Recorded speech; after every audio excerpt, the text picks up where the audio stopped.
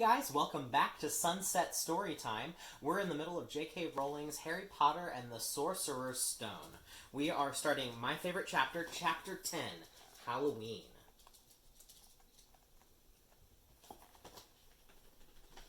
Malfoy couldn't believe his eyes when he saw that Harry and Ron were still at Hogwarts next day, looking tired but perfectly cheerful. Indeed, by next morning, Harry and Ron thought that meeting the three-headed dog had been an excellent adventure, and they were quite keen to have another one. In the meantime, Harry filled Ron in about the package that seemed to have been moved from Gringotts to Hogwarts, and they spent a lot of time wondering what could possibly need such heavy protection. "It's either really valuable or really dangerous," said Ron. "Or both," said Harry. But as all they knew for sure about the mysterious object was that it was about 2 inches long, they didn't have much chance of guessing what was in it without further clues. Neither Neville or Hermione showed the slightest interest in what lay underneath the dog and the trapdoor. All Neville cared about was never going near the dog again. Hermione was now refusing to speak to Harry and Ron, but she was such a bossy know-it-all that they saw this as an added bonus. All they really wanted now was a way of getting back at Malfoy, and to their great delight, just such a thing arrived with the post about a week later. As the owls flooded into the great hall as usual, everyone's attention was caught at once by a long, thin package carried by 6 large screech owls. Harry was just as interested as everyone to see what was in the large parcel, and was amazed when the owls soared down and dropped it right in front of him, knocking his bacon to the floor. They had hardly fluttered out of the way when another owl dropped a letter on top of the parcel. Harry ripped open the letter first, which was lucky, because it said, "Do not open the parcel at the table. It contains your new Nimbus 2000, but I don't want everybody knowing you've got a broomstick, or they'll all want one. Oliver Wood will meet you tonight on the Quidditch pitch at 7 o'clock for your first training lesson. Professor McGonagall." Harry had difficulty hiding his glee as he handed the note to Ron to read. "A Nimbus 2000? Ron moaned enviously. "I've never even touched one."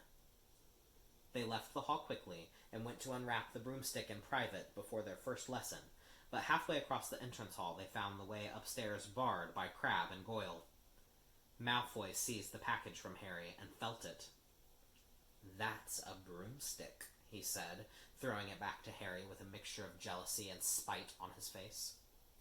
"You'll be in for it this time, Potter. First years aren't allowed them." Ron couldn't resist it. "It's not any old broomstick," he said. "It's a Nimbus 2000. What do you say you've got at home, Malfoy? A Comet 260? Ron grinned at Harry. "Comets look flashy, but they're not in the same league as the Nimbus." "What would you know about it, Weasley? You couldn't afford half the handle," Malfoy snapped back. "I suppose you and your brothers have to save up, twig by twig." Before Ron could answer, Professor Flitwick appeared at Malfoy's elbow. "Not arguing, I hope, boys," he squeaked. "Potter's been sent a broomstick, Professor," said Malfoy quickly.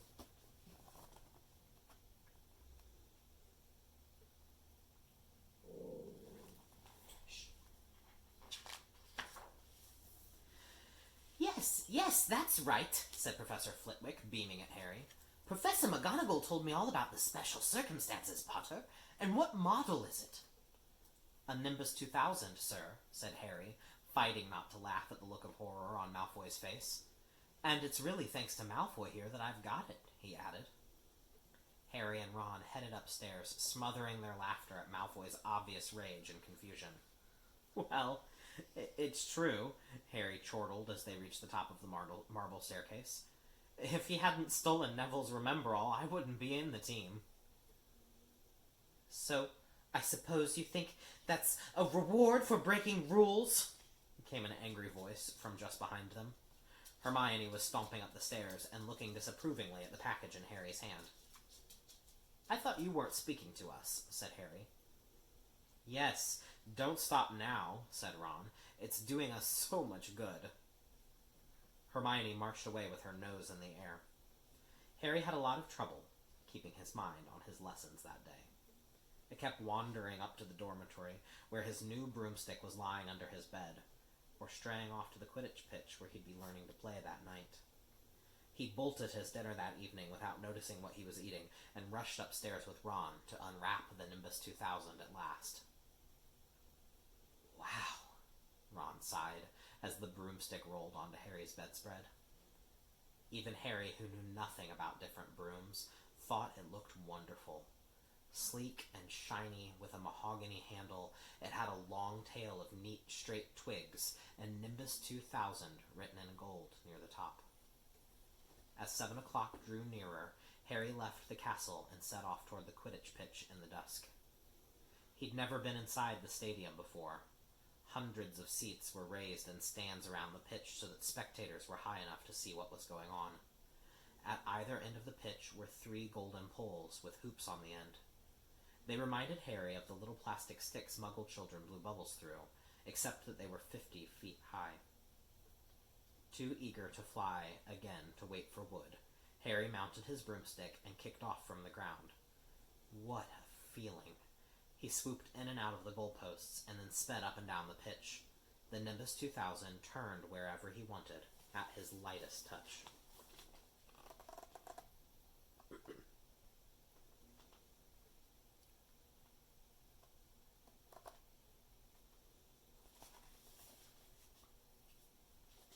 Harry Potter, come down! Oliver Wood had arrived. He was carrying a large wooden crate under his arm. Harry landed next to him. Very nice, said Wood, his eyes glinting. I see what McGonagall meant. You really are unnatural. I'm just going to teach you the rules this evening, then you'll be joining team practice 3 times a week. He opened the crate. Inside were 4 different-sized balls. Right, said Wood. Now, Quidditch is easy enough to understand, even if it's not too easy to play. There are 7 players on each side. 3 of them are called chasers. 3 chasers, Harry repeated, as Wood took out a bright red ball about the size of a football. This ball's called the quaffle, said Wood. The chasers throw the quaffle to each other and try to get it through one of the hoops to score a goal. 10 points every time the quaffle goes through one of the hoops. Follow me? The chasers throw the quaffle and put it through the hoops to score, Harry recited. So that's sort of like basketball on broomsticks with 6 hoops, isn't it? What's basketball? Said Wood curiously.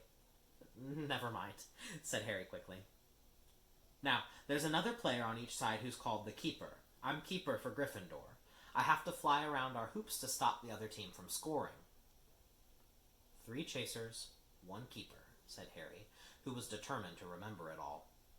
And they play with the quaffle. Okay, got that. So, what are they for? He pointed at the 3 balls left inside the box. I'll show you now, said Wood. Take this. He handed Harry a small club, a bit like a rounder's bat. I'm going to show you what the bludgers do, Wood said. These 2 are the bludgers. He showed Harry 2 identical balls, jet black, and slightly smaller than the red quaffle.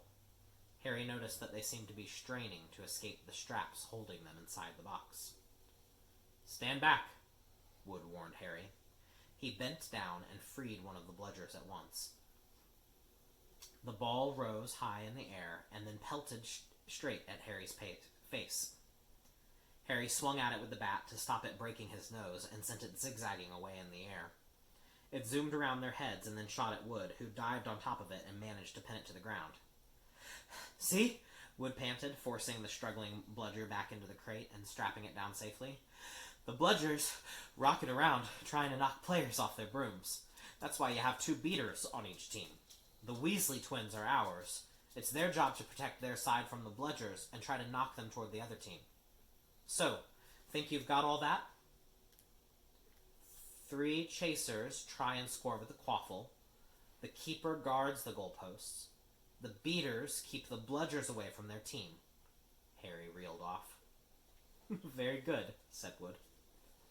Have the bludgers ever killed anyone? Harry asked, hoping he sounded offhand. Never at Hogwarts. We've had a couple of broken jaws, but nothing worse than that. Now, the last member of the team is the Seeker. That's you. And you don't have to worry about the Quaffle or Bludgers. Unless they crack my head open. Don't worry, the Weasleys are more than a match for the Bludgers. I mean, they're like a pair of human Bludgers themselves. Wood reached into the crate and took out the fourth and last ball. Compared with the Quaffle and the Bludgers, it was tiny, about the size of a large walnut. It was bright gold and had little fluttering silver wings. This, said Wood, is the Golden Snitch, and it's the most important ball of the lot. It's very hard to catch because it's so fast and difficult to see. It's the Seeker's job to catch it. You've got to weave in and out of the Chasers, Speeders, Bludgers, and Quaffle to get it before the other team's Seeker, because whichever Seeker catches the Snitch wins his team an extra 150 points, so they nearly always win. That's why Seekers get fouled so much. A game of Quidditch only ends when the Snitch is caught, so it can go on for ages. I think the record is 3 months. They had to keep bringing on substitutes so that the players could get some sleep. Well, that's it. Any questions? Harry shook his head. He understood what he had to do all right. It was doing it that was going to be the problem.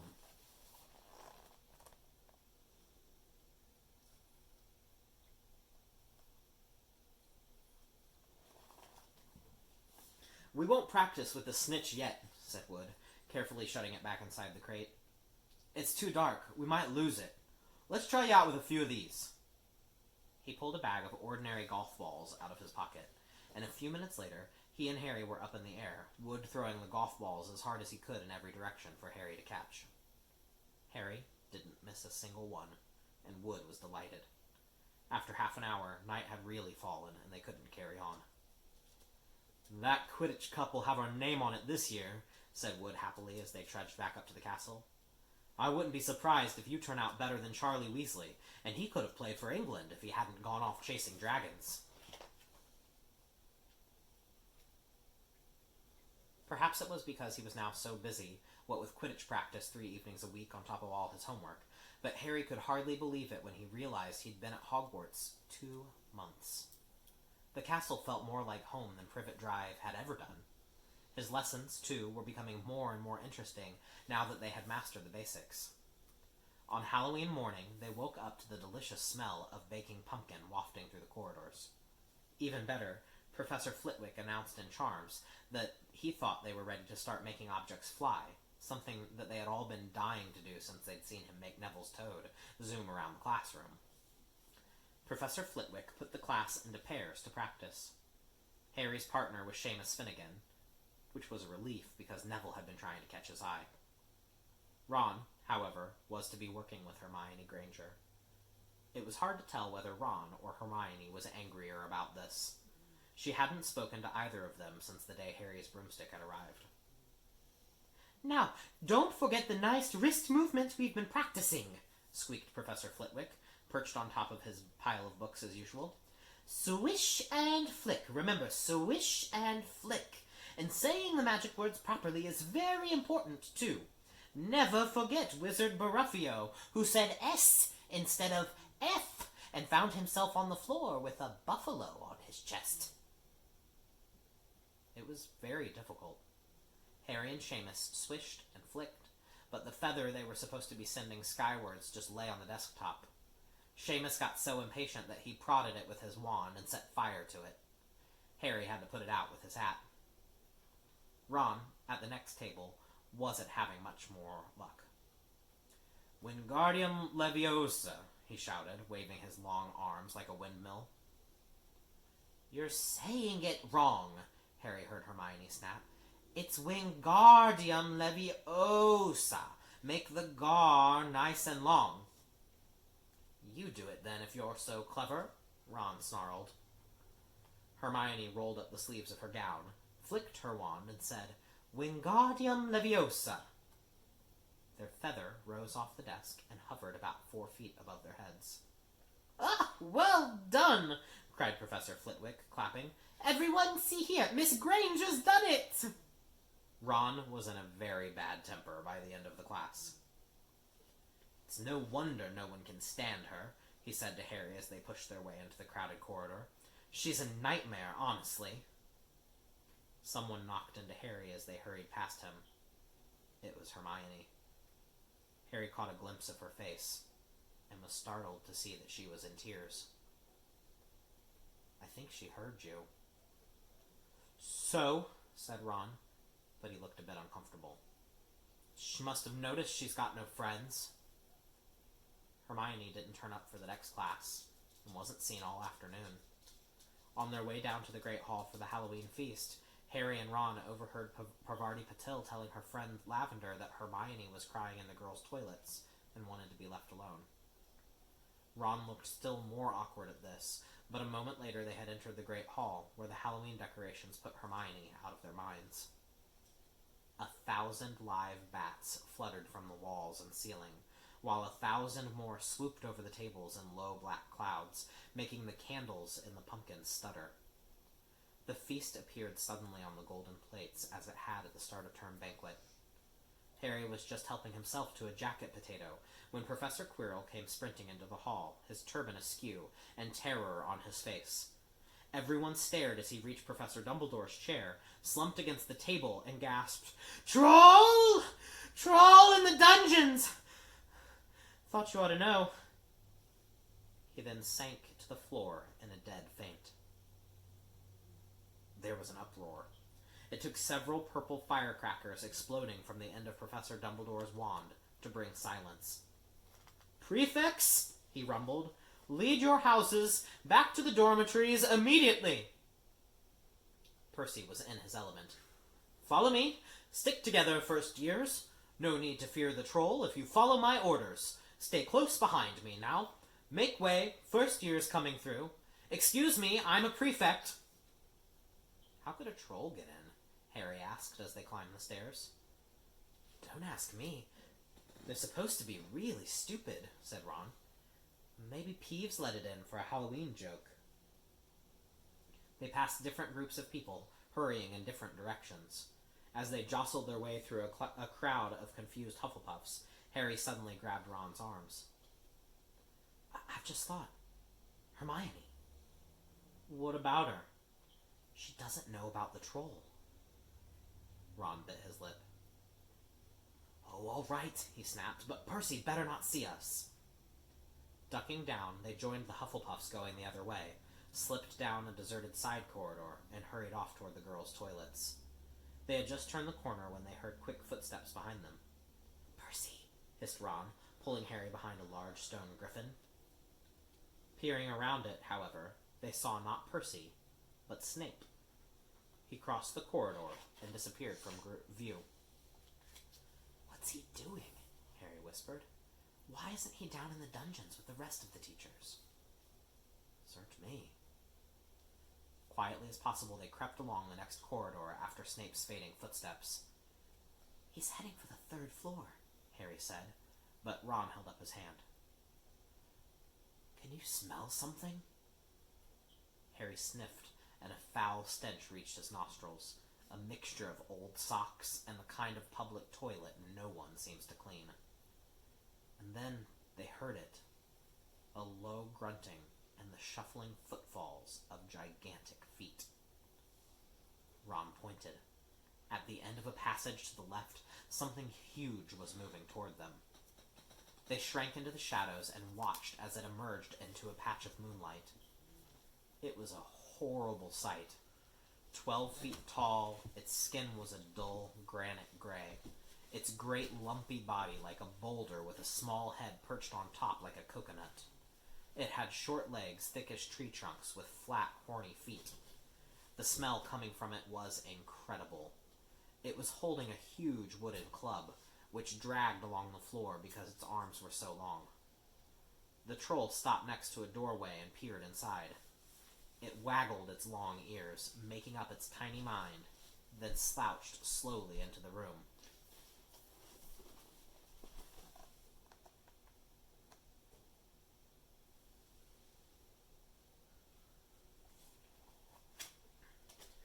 "The key's in the lock," Harry muttered. "We could lock it in." "Good idea," said Ron nervously. They edged toward the open door, mouths dry, praying the troll wasn't about to come out of it. With one great leap, Harry managed to grab the key, slam the door, and lock it. Yes! Flushed with their victory, they started to run back up the passage, but as they reached the corner, they heard something that made their hearts stop. A high, petrified scream, and it was coming from the chamber they'd just locked up. "Oh no," said Ron, pale as the Bloody Baron. "It's the girls' toilets," Harry gasped. "Hermione!" they said together. It was the last thing they wanted to do, but what choice did they have? Wheeling around, they sprinted back to the door and turned the key, fumbling in their panic. Harry pulled the door open. They ran inside. Hermione Granger was shrinking against the wall opposite, looking as if she was about to faint. The troll was advancing on her, knocking the sinks off the wall as it went. "Confuse it!" Harry said desperately to Ron, and seizing a tap, threw it as hard as he could against the wall. The troll stopped a few feet from Hermione. It lumbered around, blinking stupidly, to see what had made the noise. Its mean little eyes saw Harry. It hesitated, then made for him instead, lifting its club as he went. "Oi! Pea-brain!" yelled Ron from the other side of the chamber, and threw a metal pipe at it. The troll didn't even seem to notice the pipe hitting its shoulder, but it heard the yell and paused again, turning its ugly snout toward Ron instead, giving Harry time to run around it. "Come on! Run! Run!" Harry yelled at Hermione, trying to pull her toward the door, but she couldn't move. She was still flat against the wall, her mouth open with terror. The shouting and echoes seemed to be driving the troll berserk. It roared again and started toward Ron, who was nearest and had no way to escape. Harry then did something that was both very brave and very stupid. He took a great running jump and managed to fasten his arms around the troll's neck from behind. The troll couldn't feel Harry hanging there, but even a troll will notice if you stick a long bit of wood up its nose, and Harry's wand had still been in his hand when he jumped. It had gone straight up one of the troll's nostrils. Howling with pain, the troll twisted and flailed its club, with Harry clinging on for dear life. Any second, the troll was going to rip him off or catch a terrible blow with the club. Hermione had sunk to the floor in fright. Ron pulled out his own wand, not knowing what he was going to do. He heard himself cry, the first spell that came into his head. "Wingardium Leviosa!" The club flew suddenly out of the troll's hand, rose high, high up into the air, turned slowly over, and dropped, with a sickening crack, onto its owner's head. The troll swayed on the spot, and then fell flat onto its face, with a thud that made the whole room tremble.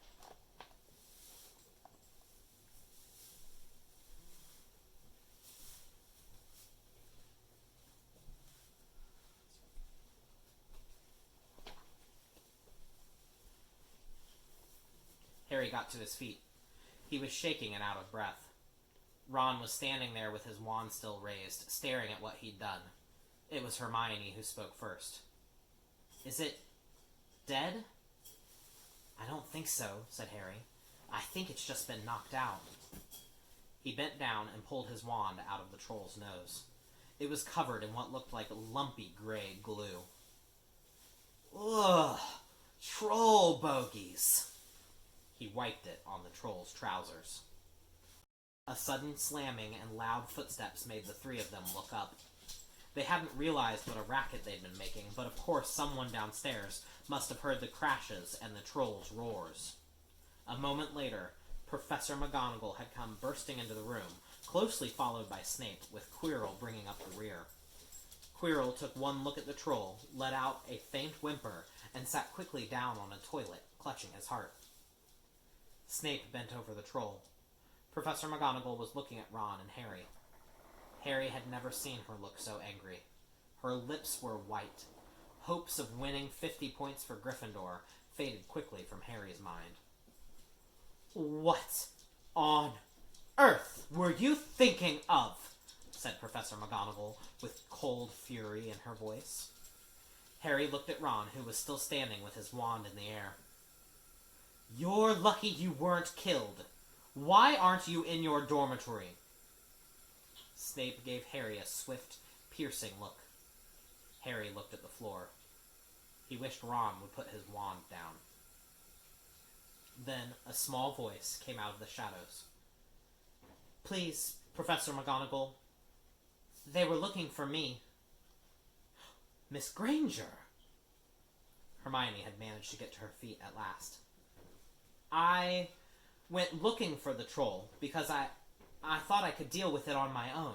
You know, because I've read all about them. Ron dropped his wand. Hermione Granger telling a downright lie to a teacher? If they hadn't found me, I'd be dead by now.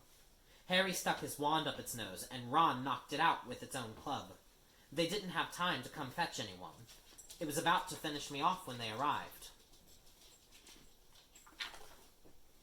Harry and Ron tried to look as though this story wasn't new to them. Well, in that case, said Professor McGonagall, staring at the three of them. Miss Granger, you foolish girl, how could you think of tackling a mountain troll on your own? Hermione hung her head. Harry was speechless. Hermione was the last person to do anything against the rules, and here she was pretending she had to get them out of trouble. It was as if Snape had started handing out sweets. Miss Granger, 5 points will be taken from Gryffindor for this, said Professor McGonagall. I'm very disappointed in you. If you're not hurt at all, you'd better get off to Gryffindor Tower. Students are finishing the feast in their houses. Hermione left. Professor McGonagall turned to Harry and Ron. Well, I still say you were lucky, but not many first years could have taken on a full-grown mountain troll. You each win Gryffindor 5 points. Professor Dumbledore will be informed of this. You may go. They hurried out of the chamber and didn't speak at all until they had climbed 2 floors up. It was a relief to be away from the smell of troll, quite apart from anything else.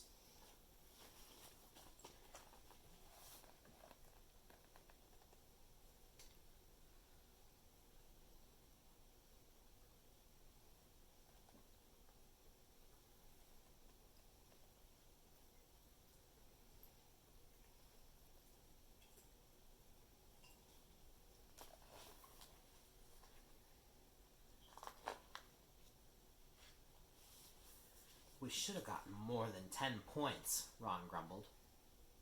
5, you mean, once she's taken off Hermione's? Good of her to get us out of trouble like that, Ron admitted. Mind you, we did save her. She might not have needed saving if we hadn't locked the thing in with her, Harry reminded him. They had reached the portrait of the fat lady. Pig snout, they said, and entered. The common room was packed and noisy. Everyone was eating the food that had been sent up. Hermione, however, stood alone by the door, waiting for them. There was an embarrassed pause. Then, none of them looking at each other, they all said, "Thanks," and hurried off to get plates. But from that moment on, Hermione Granger became their friend. There are some things you can't share without ending up liking each other, and knocking out a 12-foot mountain troll is one of them. Alright, that's the end of Chapter 10. Thanks for reading with me, guys. We'll see you on Monday for Chapter 11. Bye!